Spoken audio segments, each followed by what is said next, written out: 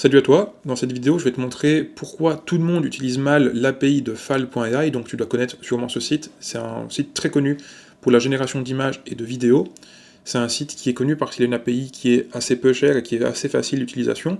Malheureusement cette API, la plupart des gens l'utilisent très mal, dans tous les tutos que tu peux trouver sur YouTube, ou même les templates n8n disponibles sur le site n8n, les personnes s'y prennent pas spécialement bien, en tout cas ça fonctionne, mais ça fonctionne pas de façon optimale.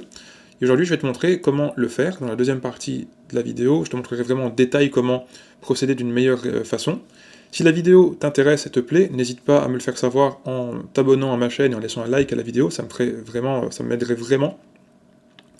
Si tu as une question, tu peux également laisser un commentaire sur la vidéo. N'hésite surtout pas à laisser un commentaire pour discuter avec moi, je répondrai à ta question avec grand plaisir. Tu peux également aller voir mon site qui est en description, où tu pourras me contacter de façon plus privée par mail. Donc on va tout de suite passer à pourquoi les gens s'y prennent mal avec Fal. Le fonctionnement de base, c'est que tu es sur ton instance n8n et tu envoies via une requête HTTP une demande à Fal. Tu demandes une création d'image avec NanoBanana par exemple. Fal va te répondre, donc la méthode que tout le monde utilise, c'est que Fal va te répondre avec un identifiant d'un job. Un job, donc un travail de génération d'image. Toi, tu vas, via cet identifiant, pouvoir demander le statut à Fal. Mais le temps que l'image se génère, ça prend un petit peu de temps, donc tu vas devoir attendre.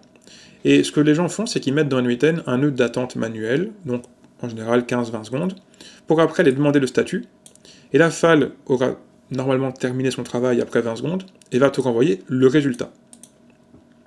Le problème, c'est le statut et l'identifiant. Ce sont deux choses qui ne servent à rien, parce que dans la documentation de Fal, il y a un endroit qui explique que tu peux, en fait, d'une autre façon, que tu verras juste après dans la vidéo, tu peux envoyer une requête à Fal depuis ton instance n8n, et là, l'attente se fait automatiquement, et tu reçois directement le résultat terminé, donc le lien vers l'image, sans devoir demander le statut du job de création d'image à Fal, et puis devoir attendre et attendre manuellement. Ce que ça va te débloquer, c'est que, au lieu d'attendre à chaque fois 20 secondes pour un job qui en prend peut-être une fois 12, une fois 13, une fois 16, une fois 15, tu vas juste ne rien devoir faire, tu vas juste attendre, et l'API de Fal va te répondre avec directement le résultat quand elle aura fini de travailler. Donc je te montre tout de suite comment on fait de façon vraiment pratique, technique, sur n8n. Alors comme tu l'as sûrement déjà vu dans plein de tutoriels et plein d'explications, tu te retrouves à devoir faire cette structure, donc il y a deux méthodes HTTP, et il y a un wait entre eux. Pourquoi? Parce que si on va voir dans l'API de Fal, par défaut, tu as ici en fait cette technique qui est de mettre ici dans la queue, dans une liste d'attente en fait, ton job de création ou de modification d'image, et de venir le récupérer plus tard. Donc il parle ici qu'il y a une queue, et donc tu envoies une requête dans cette liste d'attente, et puis tu viens récupérer, après un certain temps, tu viens récupérer le résultat. Et donc c'est le classique, on va exécuter pour voir si ça fonctionne bien. Donc ça envoie la requête, on va devoir attendre, ici j'ai mis 10 secondes, donc on perd 10 secondes, mais bon, c'est pas encore trop grave quand on le fait de temps en temps. Par contre, quand il y a du volume, ça devient ennuyant. Et ici, on a request is still in progress, donc en fait c'est pas encore terminé. On va réessayer parce que 10 secondes c'était pas assez, ok, donc là c'est bon. Et on a le résultat ici, on va aller voir par curiosité. Et on a bien le bon résultat, enfin en tout cas par rapport au prompt qu'on a donné. Tu vois ici, 10 secondes c'était pas assez, ça a pris plus de 10 secondes pour générer la réponse, donc j'ai eu une erreur, ça veut dire que je vais devoir mettre au moins 15 secondes, peut-être même 20 secondes, et donc à chaque fois je vais perdre 20 secondes. Mais ici je vais te montrer une méthode qui est bien meilleure et bien plus intéressante, qui va te permettre de ne pas devoir attendre 20 secondes pour rien, et d'avoir, dès qu'elle est disponible, la réponse à ta demande qui est envoyée via l'API. Donc on va le faire ensemble tout de suite. On va refaire une requête HTTP, donc on va venir faire ici, nouveau nœud, HTTP request. On va venir dans l'API de Fal, donc tu vois, moi je suis déjà ici sur NanoBanana, donc quand tu arrives, que tu cliques sur NanoBanana, tu arrives ici. Moi je vais dans API, et tu as une documentation ici. Tu vas venir copier l'URL, donc jusque là, très simple. Tu vas venir le mettre ici, pardon, hop, donc ça c'est l'URL qui va permettre d'envoyer une demande de modification d'image, bien passer la méthode en post. Et la technique ici, ça va être de retirer ici le Q, donc on va l'effacer. On va effacer le Q et le point qui était juste après.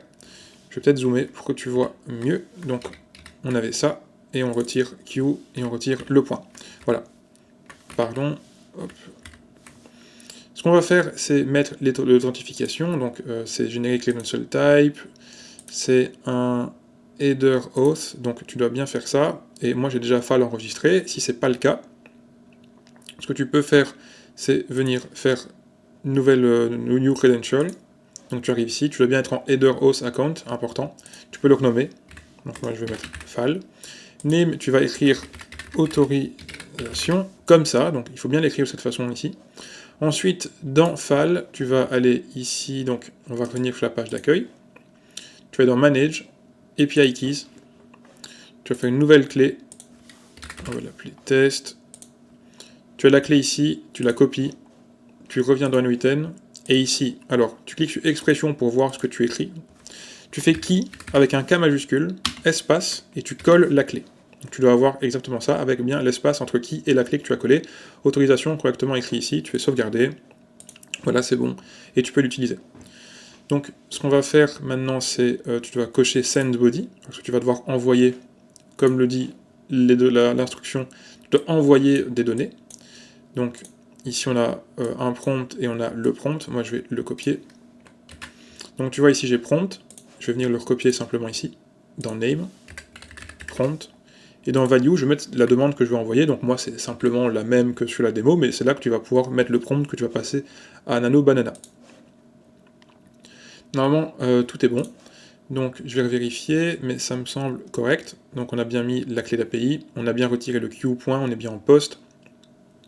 Header auth, send body, prompt, ok. Et là, on va execute step. Et là, on va devoir attendre un peu plus longtemps. On n'a pas de réponse directe, parce que là, maintenant, l'image est en train d'être générée directement. On ne va pas devoir faire l'attente manuelle nous-mêmes, et donc perdre du temps. On va juste attendre exactement le temps qu'il faut à l'API pour générer l'image. Et donc, tu vois ici, tu as directement l'URL disponible. On va copier-coller ça pour voir si c'est le bon résultat. Et voilà, super, parfait. C'est intéressant, on va pouvoir comparer les deux. Donc, c'est les deux mêmes prompts, du même modèle. Et tu vois, tu as des résultats qui sont différents. Enfin, qui sont similaires sur pas mal de points, donc c'est bien, ça respecte quand même assez bien le prompt, et qui sont différents sur les décors et sur un peu les points de vue, donc voilà, c'est intéressant.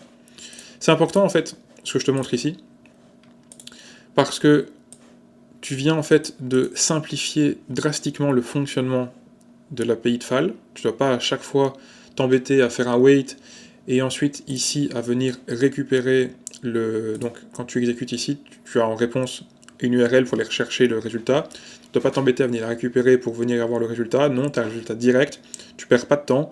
Et ici, ça a pris, on va aller voir le temps que ça a pris. Ça a pris 12 secondes pour cette demande, alors que précédemment, on aurait dû attendre au moins 20 secondes juste parce qu'on ne savait pas le temps que ça prenait. Et ce temps, il est variable, donc tu peux pas te baser, tu peux pas mettre 13 secondes dans le wait. Il y a des moments où ça fonctionnera pas. L'exemple qu'on a fait juste avant, c'était 15 secondes et c'était encore trop tôt. Ça dépend de la surcharge des serveurs, du coup, de l'API de chez FAL, donc c'est variable. Et si tu veux vraiment gagner un maximum de temps, ce qui est le but fondamental quand même d'automatisation, c'est de gagner du temps, eh bien, chaque seconde peut être grattée et c'est intéressant de gratter chacune des secondes. Donc je t'invite vraiment à arrêter de suivre simplement et bêtement les tutoriels que tu vois sur YouTube qui sont en général de pas très bonne qualité. Et je t'invite plutôt à te renseigner, à lire la documentation et à trouver des personnes qui font du contenu un peu plus réfléchi techniquement, qui vont permettre de vraiment venir faire de l'optimisation et d'aller chercher vraiment d'aller chercher le meilleur résultat possible. Voilà, je te remercie beaucoup pour le visionnage et je te souhaite une super journée.